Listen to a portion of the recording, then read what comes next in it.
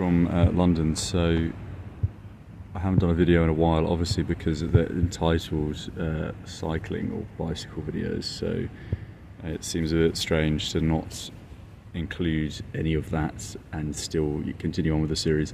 But yeah, I'm in London for a few days because my phone is the voice recording system on it is kind of messed up, and obviously that's quite a pivotal point for deciding to get a new phone if you can't actually make calls or receive calls or record voice messages. So I've had a really good deal back to London, which is really strange actually. So it's from the Istanbul, the new airport, and it was literally like 20 quid last minute, which was insane. Everything, all the other flights, including the return flight, were more because that's usually the way with with the peak season. People are leaving Western Europe, but less people are actually going to Western Europe. At least that's how it works with the flights. So I'm here for a few days. I've got I just collected my Amazon stuff yesterday, so the new phone, etc., Kindle, and then heading back to Istanbul, where my bicycle is in an apartment now, which I rented for 9 days, and then the owner was just like, oh, you can stay for a week without any extra cost, which was really cool because otherwise I would have had to have found a hotel to leave the bicycle at for this little flight, for this venture. So that worked out quite well. There is more cycling to come. It was a bit of a nightmare working out the routes. As I said, Syria has refused me a visa. They didn't even respond actually to they didn't even send me a message after they declined my application, which was perfectly fine. It's just obviously they've decided to not allow British residents in without a guide. Or it's a similar scenario to the Iranian system, where Canadians, Brits and Americans have to be on a guided tour in order to enter at the moment. So I tried to get a visa for Iran and Sofia, and they were like, no. And then I emailed London, and they were even worse. So I tried to get a Yemen visa, and I tried to get this in Istanbul, and Yemen's got the most ridiculous policy. It's actually not dissimilar to the Russian policy, whereby you're only allowed to get a visa to visit Yemen from the country that you'll be entering Yemen from. But Yemen only has a border with Saudi Arabia and Oman, and no one's entering from Saudi, that's for sure.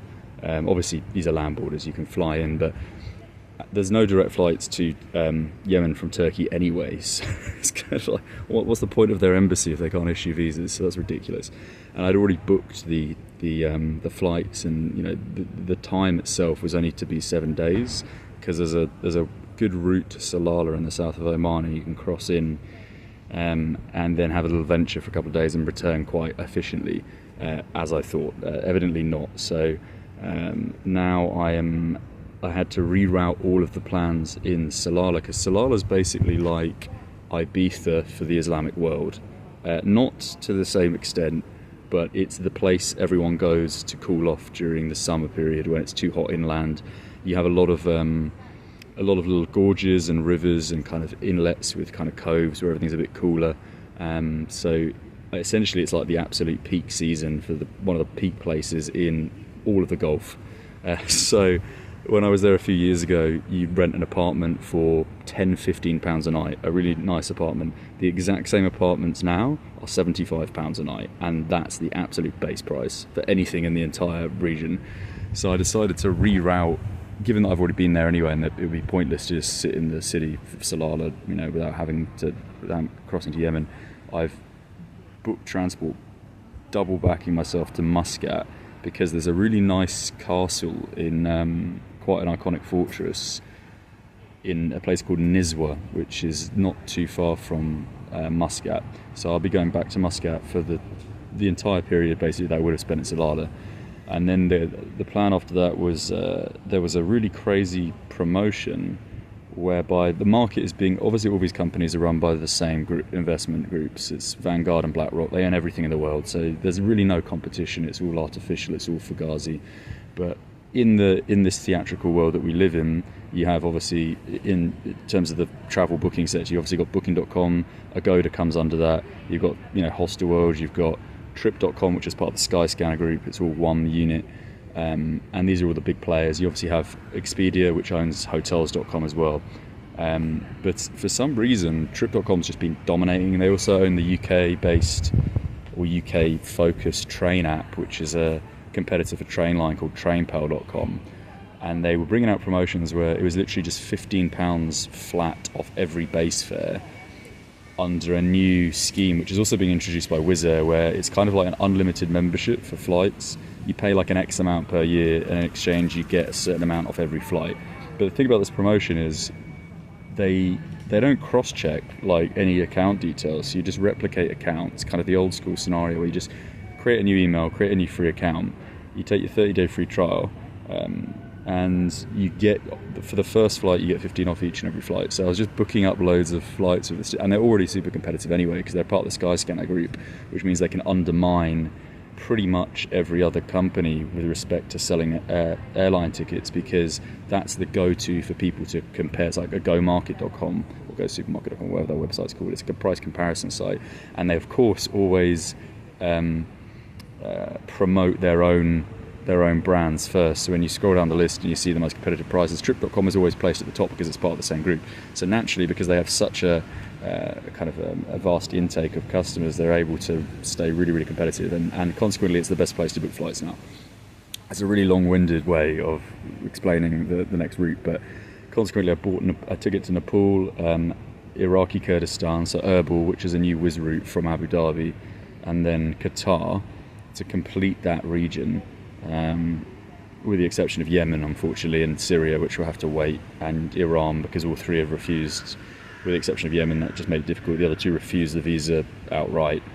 So Iraq's fine. I went to the Iraqi embassy in Istanbul, and the policy contradicts the FCO's website. The FCO is a complete scheme. The British government are obviously a bunch of wankers, and I experienced this in Afghanistan where they hadn't updated their website for like 6 months, and the guy who was responsible, I coincidentally met in a bar. This was in Dushanbe in Tajikistan, and it's like a 25-year-old guy that's connected to some influential, all the stereotypes you'd expect from people working in the foreign ministry. This guy's a complete drunk. He turned up in tennis shorts, pissed out of his face, and he told me verbatim that I just haven't got round to updating the website. And this was May of 2023, and the website hadn't been updated since September of 2022. And these people are on like 100k a year, taxpayers' money, just partying themselves away in Hilton hotel basements. It's absolutely disgusting. But the same thing is with respect to Iraq. So they say you need a visa to enter Iraq, right? Now, you do sort of need a visa, but actually British citizens can just cross straight in. You can fly in, you can cross straight across the border, you just pay a fee. So you don't actually need a visa in advance, which of course is what the FCO website says, because they're full of shit. And so in essence, again, without going on a tangent, the route is now going to be utilising the Wizz Erbil, and then overland south to Kuwait, and then Kuwait up to Nepal. And then preceding that is going to be a little venture to Qatar. So that's what's happening. But because of that, the bicycle obviously can't continue, and I think it's a good thing, because the cycling was great. Like, don't get me wrong, I think cycling in Europe especially is fantastic until you get to Bulgaria and Serbia, Bulgaria. The roads get really shit and drivers get a bit dangerous. But you utilise Germany and France and all these kinds of places. The cycle lanes are just so efficient. Everything is geared towards that tourist sector anyway. People are very kind of, the Dutch are renowned for being very keen on caravanning, all that stuff. So it was super easy to get to Bulgaria. It really wasn't strenuous at all, and the route was downhill 70% of the time. So even through the Austrian kind of, I wouldn't call them the Alps as such, because it was down from Salzburg to Graz, but there was the elevation was really minimal, surprisingly. At least the routes, they kind of worked their way through the mountains and ravines, so it was quite good in that respect. But then, the problem, the anticipation was Turkey would be littered with glass, because people just throw their trash out of their car windows. And obviously, on a bicycle, you're skirting the edge of the highway most of the time, and that's when you slash your tyres on all kinds of debris that's thrown out. And it was exactly like that. The moment the border was crossed, the Serbian-Bulgarian border got bad. And then I crossed into Turkey, and then almost immediately there's just glass everywhere, and I just knew there's no point in doing this. So then I put it on a bus, took it to Istanbul. Tried Istanbul. Istanbul is probably the most dangerous place to cycle in the world, just because it's just not geared for cyclists. As a historic city, it's really quite, people, the drivers, just the way the roads are laid out, there's really no space for pedestrians like you'd expect in most European places. So that's all off the cards. And I'd already booked the flight, so I didn't have time to cycle to Georgia, which is where the first flight is departing from. That's Kutaisi, Abu Dhabi. So I'm shipping the bicycle to a place called, let's try and remember this now, Arshavan, I think it's called, in the north of Turkey. And I was there many years ago. I was there like 10 years ago in the middle of the night hitchhiking. And these guys pulled up in this truck and started screaming at me in Turkish, which was very disconcerting at 2 a.m. when you have nowhere to go and you don't understand the language, right? It turns out, long story short, that this area contains about several thousand wolves. And these wolves each year kill a number of people in the region that are farming or whatever. And especially if you're there at night in these remote areas, 7,000 wolves, that's not good odds. So they basically took me back to the town until it was daylight, and then said you can proceed on the next morning because it's just too dangerous and people are getting killed all the time. So it turns out that the place I'll be going to cross back into Georgia is that very same place, and this time I'll be going down a more rural route on the bicycle. The reason is I had a bit of time to kill before the flight, and I've been to Georgia like a dozen times. It's beautiful, but you don't really want to, replicate the same trips. So there's a really nice area, hence the 7,000 wolves. No one really explores that region. The route into Georgia for a bicycle just seems really prime, and it's downhill again, which is excellent, all the way down to Bajormi, where you can get the old electric railway line from, I think, the turn of the century, which takes you into Tbilisi. So that's the route. And then in Tbilisi, the bike's gone. I'm just going to get rid of it, donate it or sell it, whatever, because I can't just hog a bicycle around on aeroplanes, deconstructing it every time there's a flight and then putting it back together. It's just not efficient. So that's the update in that respect. And the passport thing is a big issue, obviously. So the British government, obviously run by the same psychopaths that run the rest of the world, they gave me a 1-year passport as a punishment for a imaginary crime. It's called suspicion, which isn't a justification for penalty. You don't penalise people if you can't prove that they've done something wrong, but that's not how the system works with respect to passports. With respect to passports, the government says you've lost too many passports, and because of that we think you're selling passports, which is just a 2 + 2 = 20. It doesn't make any sense. It's just such a jump. And they gave me a 1-year passport as a punishment for losing. This is where it gets even more ridiculous, right? Because they have an algorithm in place, which is understandable. So, I imagine it's something along the lines of they take the average number of trips expected for a British passport holder over a certain period of time. And if you lose or have stolen a certain amount of passports in that time, they are suspicious and consequently can penalise you. But I've been to 130 countries in 10 years, so 3 passports, 2 of which are officially stolen. I have the police reports for them. Over a 10-year period, that's really nothing at all compared to most people, right? But of course, they don't account for that in their system, in their formula, because it's bloody run by morons. So they gave me this 1-year passport, but in essence, a 1-year passport is a 6-month passport, because most countries in the world require a minimum of 6 months validity for you to enter. So, and this is where it gets even crazier. So they've insisted that when you are issued this very unique passport, you're not allowed to revalidate or reapply for a new one from outside of the UK, and not even from within the UK outside of the actual office in Liverpool. You have to physically show up to the office in Liverpool and return your 1-year passport, and then they get to decide, because we live in a totalitarian state, whether you're allowed to leave the country again, right? And all of this is based on suspicion with no evidence. So it's just completely unlawful. But that, of course, doesn't matter, because it's when the government breaks the law, it doesn't matter. They create the law, they create the rules.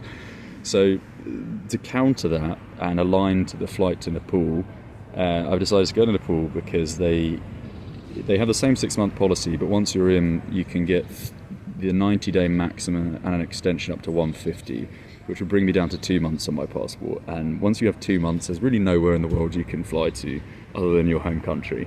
There's literally a handful of places. So there, I'm going to cook up a fuss and try and get around this rule, which has been unlawfully and morally applied. And if that's not going to happen, then we will see what the options are, like maybe seeking refugee status in Nepal. Because, it's not a question of it's obviously easy to come back to the UK and, go through the hoops and go through the protocols, which are, essentially intended to demean a person's character. It's just a classic scenario of the classic power structure where in order to exert your authority, you want people to lap at your shoes and lick the soles of your feet. And that's essentially what they're doing. They're saying, you're not free until we tell you you're free. So we'll make up a load of rules that restrict you from travelling, and the only way you can re-implement your freedom is if you clean the soles of our shoes. I'm obviously not going to do that. They can go fuck themselves. So the next step would have to be somewhat of a refugee status in another country, but I haven't investigated that yet. It hasn't got to that point. That will be in February of 25, when the passport has absolutely no validity left, pretty much. So that's the update, and there were a couple of other interesting things I probably would have included. Oh, the flight was bloody delayed as well by 3.5 hours because there's something going on in Lebanon now. The Turkish have closed. They've restricted the airspace, and all flights to Jordan and I think it's Lebanon have been postponed, which may be why the flight was delayed, although I think it probably was just Wizz Air utilising that as an excuse to try and salvage what was a very empty plane. So the good news about that is compensation. So the flight which was delayed was actually, should get paid €400 for that, which is nice. I don't mind waiting 3.5 hours for €400. So that's good. That was put out this morning. And yeah, not really much to do in the UK. I'm not really a fan of the UK anymore. It's a bit shit. It's nice to obviously have a contrast from time to time for a few days, but any more than 4 or 5 days in London, it's enough. It's shit. So that's the update, and there will be more cycling videos from the 10th of this month, and that will be the route through Wolf territory from northern Turkey to Bajormi in Georgia.